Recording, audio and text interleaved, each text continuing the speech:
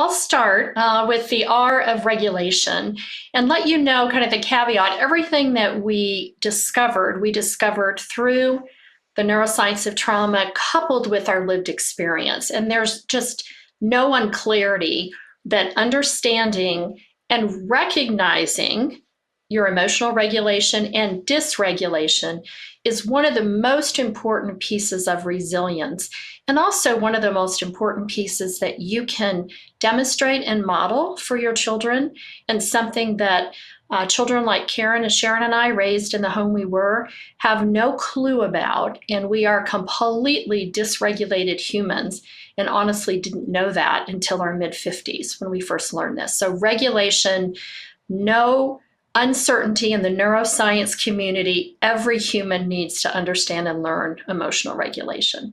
Well, like I said before, neural pathways shape your emotional reactions. And so if you are constantly in that dysregulated state, that's what your brain learns. And so it's so important to unlearn that if you can and practice that emotional regulation so that you create new pathways.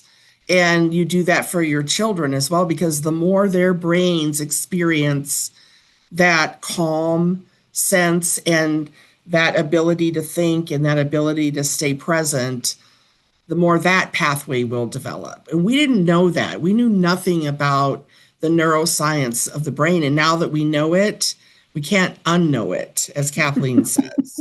Right. And so everyone says, what do you wish you had?